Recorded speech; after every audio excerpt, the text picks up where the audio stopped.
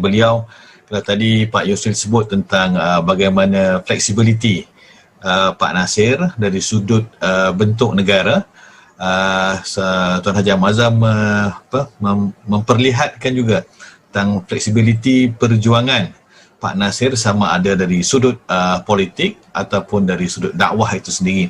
Jadi memang di situ saya ingat kebolehan dan juga kelebihan yang ada pada Pak Nasir sendiri dalam mengolah bentuk perjuangannya agar apa yang dicita-citakan, agar misi yang ingin ditegakkan itu berjaya dan tidak mampu disekat oleh sesiapa pun. Jadi kita ada sedikit masa, saya ingat sekitar 10 minit untuk soalan. Jadi saya ambil ada soalan di ruangan chat di sini, ya, berkaitan tadi ada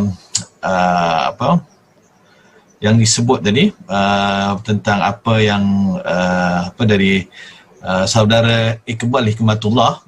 Mungkin apa yang disebut oleh Pak Yusril tadi, pertanyaan berkaitan dengan apa untung ruginya berkaitan pemikiran tentang bentuk negara itu yang fleksibel ataupun tergantung kebutuhan. Mungkin Pak Yusril boleh memberikan respon berkaitan dengan pertanyaan ini, dipersilakan. Saya kira memang demikianlah seharusnya. Jadi kalau kita melihat kepada Al-Quran sendiri, sebenarnya di antara ayat-ayat yang terkait dengan bidang hukum sebagai satu contoh, ayat-ayat ahkam di dalam Al-Quran itu, sebenarnya yang diatur detail itu hanya hukum perkawinan dan hukum kewarisan. Tapi yang mengenai hukum ketatanegaraan, mengenai hukum perang dan damai, hukum internasional, publik, yang diberikan oleh Quran itu adalah asas-asas mengingat masyarakat itu akan sangat dinamik dan ada problem-problem sendiri yang agak berbeda dengan satu tempat dengan tempat yang lain. Dan saya pikir langkah Pak Nasir itu lebih realistik menghadapi situasi yang ada di Indonesia. Bagaimanapun juga sebenarnya pengaruh dari penjajahan itu akan sangat besar sekali dalam penataan negara, terutama di bidang hukum. Kita tahu misalnya Penal Code Inggris itu masih berlaku di Malaysia, seperti juga Penal Code-nya Belanda masih berlaku di Indonesia sampai sekarang. Dan sistem peradilan Malaysia, sistem peradilan kita dari segi hukum acara sangat banyak sekali dipengaruhi oleh Inggris maupun juga dipengaruhi oleh sistem Belanda di sini. Dan komposisi masyarakat Indonesia yang sangat majemuk itu mungkin tidak ditemukan di negara-negara Timur Tengah yang umumnya masyarakatnya itu agak lebih homogen. Di Indonesia ini bahasa aja ada 750 bahasa. Bisa-bisa suami istri kalau pakai bahasa sendiri-sendiri itu tidak bisa mengerti. Orang Bugis kawin dengan orang Jawa, kan satu ngomong Jawa, satu ngomong Bugis, nggak bisa berkomunikasi suami istri. Jadi hal-hal yang seperti itu spesifik ada di Indonesia. Dan Pak Nasir bisa berpikir seperti itu pada awalnya memang karena dia modernis. Dan yang kedua, karena beliau terlibat langsung dalam persoalan-persoalan politik. Jadi beda dengan orang yang duduk di belakang meja saja, tapi tidak terlibat langsung dalam politik, dengan orang yang terlibat langsung, dan dia harus bersikap realistik.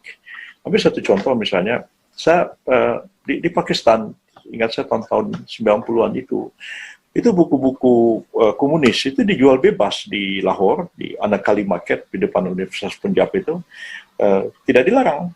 Ya. Di Indonesia kalau punya buku komunis tahun 80-an itu ditangkapin tentara kita semua.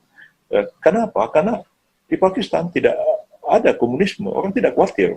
Di Indonesia komunis itu merupakan satu tantangan yang luar biasa besar. Nah, jadi keadaan seperti itulah yang membuat berbeda. Jadi di sini misalnya ketika mau meresmikan bahasa, itu baik tahun 45 maupun dalam konstitusinya Masyumi yang didraft dibawa ke konstituan itu mengatakan bahasa Indonesia adalah bahasa negara. Tapi ketika di Pakistan, di Constituent Assembly Pakistan itu terjadi debat yang luar biasa mengenai apa bahasa Pakistan. Ya, kalau mau bicara bahasa majority, yang majority adalah bahasa Bengali, karena Pakistan Timur, Bengal pada waktu itu dominan. Dia melebihi daripada etnik yang lain yang ada di Pakistan. Nah, sementara Adi Jinnah sendiri itu pendiri Pakistan, dia tidak mengerti bahasa Urdu. Dia pidato pakai bahasa Inggris yang kadang-kadang tidak dimengerti oleh rakyatnya sendiri. Tapi Said Abdul Alam Maududi mengusulkan karena Pakistan akan menjadi negara Islam, maka bahasa nasional Pakistan adalah bahasa Arab. Jadi saya pikir Maududi tidak memecahkan masalah real yang dihadapi orang Pakistan gitu. Jadi saya pikir agak beda ya. Kenapa Maududi begitu? Karena memang dia sampai wafatnya beliau tidak pernah terlibat dalam pemerintahan. Saya kira mungkin kalau di studi pemikirannya Datuk Seri Anwar Ibrahim ya, ketika beliau masih ketua ABIM ya, dan ketika beliau mulai masuk ke dalam pemerintahan, itu mungkin ada flexibility yang berbeda. Mungkin ketika menghadapi tiga etnik di Malaysia antara Melayu, Cina dan India, mungkin ada sikap-sikap yang agak keras ya. Tapi ketika beliau sudah masuk ke dalam pemerintahan, tidak seperti itu mudah mengeliminasi kepentingan mereka, karena ini juga adalah kepentingan dari Barisan Nasional yang merupakan koalisi pada waktu itu antara Barisan Nasional dengan MCA dan MIC. Jadi saya kira memang sikap realistik seperti itu memang harus kita lakukan, dan Pak Nasir telah mengambil contoh cukup realistik menghadapi kenyataan, walaupun hal-hal yang fundamental mereka nggak mau kompromi. Soal demokrasi, soal konstitusionalisme, soal komunisme, itu Pak Nasir nggak ada kompromi sedikit pun juga. Dari segi itu dia rigid. Ya. Tapi dari hal yang lain, yang beliau cukup fleksibel. Seperti dalam mosi integral itu, Pak Nasir berunding dengan PKI, dengan Partai Komunis, dan bertemu dengan Aidit. Ya. Dan juga salah seorang tokoh Partai Komunis, Insinyur Sakirman, itu menandatangani mosi integral yang diajukan oleh Pak Nasir di parlemen. Jadi saya pikir mungkin ada hal-hal yang kita tidak bisa berkompromi, ada hal-hal yang kita bisa kompromi.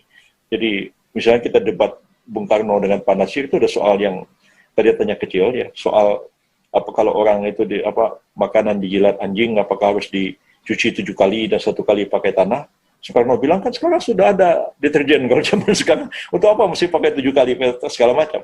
Dan Pak Nasir mengatakan hal yang sudah tegas dinyatakan Quran dan Sunnah itu nggak usah kita perdebatkan lagi, tinggal kita jalankan saja. Tapi ada hal-hal yang terbuka yang kita bisa perdebatkan. Jadi orang modernis seperti Pak Nasir pun dalam hal-hal tertentu memang sangat rigid, tapi hal-hal lain ya cukup fleksibel. Saya kira seperti itu. Terima kasih Pak Yusril. Saya ingat masa kita pun cukup terbatas. Mungkin saya ingin menjemput pada Tuan Haji Amazam untuk membuat kesimpulan perbincangan untuk forum kita yang pertama ini. Persilakan, kemudian akan diikuti oleh Pak Yusril. Dipersilakan Tuan Haji Amazam. Ya, berbicara mengenai Pak Nasir memang suatu tokoh yang bagi saya sentiasa hidup dia. Ya, kerana keikhlasannya. Hidupnya dia itu sampai kita bicara sampai pada hari ini kerana keikhlasannya dalam perjuangan, keikhlasannya dalam pengorbanan. Ya. Ini suatu perkara yang menyebabkan dia hidup sampai sekarang dan kita mendapat ibrah daripada pengalamannya. Yang kedua, kita merasakan bahawa Pak Nasir ini telah meletakkan politik itu sebagai satu yang disebut ijtihadi. Ya, persoalan bukan qat'i, persoalan ijtihadi yang mana spiritnya harus Islam, tapi formnya boleh berbeza-beza bergantung dengan situasi dan juga kondisi. Ya. Dan yang ketiga, Pak Nasir ini adalah tokoh yang global kerana rangkaian gerakan Islam, rangkaian tokoh-tokoh Islam yang dijaga. Jadi kalau kita lihat ketiga-tiga ciri ini ada dengan Pak Anwar Ibrahim, beliau terlibat dalam politik, terlibat dalam dakwah, beliau seorang tokoh internasional, ya. Jadi kerana itulah saya merasakan bahawa ABIM telah mengangkat Buya Hamka dengan jayanya di Malaysia, sehingga kan Buya Hamka itu sudah menjadi milik Malaysia juga, ya, Pak Yusril, ya, kita merasa begitu. Dan sekarang tiba masanya untuk kita mengangkat Pak Nasir sebagai tokoh ulama, seorang tokoh politikus, ya, sebagai seorang cendekiawan intelektual dan juga seorang tokoh pendakwah internasional yang perlu kita jadikan ibrah, dan mudah-mudahan insya-Allah kita saling mempelajari dan kita tidak malu untuk belajar dengan siapa-siapa saja, dan kita menganggap Pak Nasir, Buya Hamka antara dua tokoh yang tersohor di Malaysia insya-Allah sekarang dan juga yang akan datang. Assalamualaikum warahmatullahi wabarakatuh. Terima kasih. Silakan Pak Yusril untuk bicara akhirnya untuk digulung. Silakan. memang Pak Nasir ini tokoh yang menginspirasi bagi gerakan-gerakan Islam, tapi juga sebenarnya tokoh yang sangat menarik untuk dikaji dari berbagai disiplin ilmu pengetahuan. Ya. Jadi tadi saya bilang saya sendiri pun tidak berhenti mempelajari Pak Nasir ini, dan saya mencoba, walaupun sudah berapa artikel akademik saya tulis tentang Pak Nasir, tapi saya ingin menulis satu buku yang spesifik itu mengenai pemikiran politik, dan mungkin akan lebih mendalami pemikiran beliau, karena yang selama ini kita belum masuk kepada kedalaman terhadap pemikiran-pemikiran beliau itu, yang saya kira memang sangat penting. Oleh karena banyak kan, terutama generasi muda itu jarang sekali mau membaca tulisan-tulisannya Pak Nasir atau Dr. Sukiman atau Haji Agus Salim. Mereka lebih banyak baca buku Said Qutb, baca bukunya Said Abdul Alam Maududi dan sebagainya, sehingga walaupun mereka mengaku saya ini masyumi, anak masyumi, tapi sebenarnya pikirannya itu bukan masyumi, pikirannya ikhwan atau pikirannya jemaat Islami. Jadi menurut saya ini hal yang juga perlu, supaya kita memahami Pak Nasir dan menghormati beliau, tidak hanya di batas yang di permukaan saja, tapi kita juga lebih melihat kepada kedalaman dan kepada substansi pemikiran dan tindakan-tindakan beliau yang barangkali akan sangat besar sekali artinya bagi kita dalam melihat Indonesia ini ke depannya. Kalau saya melihat sebenarnya pemikiran Pak Nasir, walaupun mungkin orang lihat awalnya kontradiksi, tapi satu contoh misalnya, Pak Nasir tahun 52 itu berpidato di Pakistan mengatakan Indonesia ini negara Islam dan Pancasila itu sesuatu yang bersesuaian, sejalan dengan Islam. Tapi di konstituen Pak Nasir mengatakan alternatif dasar negara itu cuma dua, Islam atau sekularisme. Dan Pancasila, kata Pak Nasir, seperti yang ditafsirkan oleh para pendukungnya, itu tidak lain kecuali adalah sekularisme. Dan kata itu menolak Pancasila. Tapi bagaimana kelanjutan pemikiran Pak Nasir? Saya pikir pemikiran Pak Nasir itu bisa menjadi jalan tengah antara persoalan yang hari ini ada di Indonesia.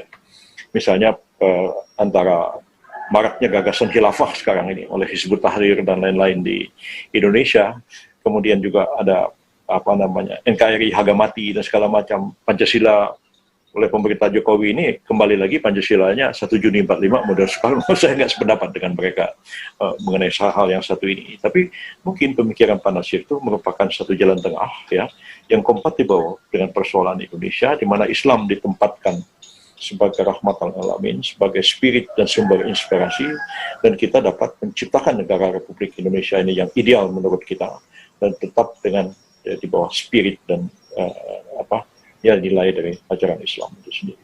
Saya kira itu yang paling penting dari pemikiran Pak Nasir. Terima kasih. Terima kasih Pak Yusri, terima kasih Raja Ma'azam telah pun berkongsi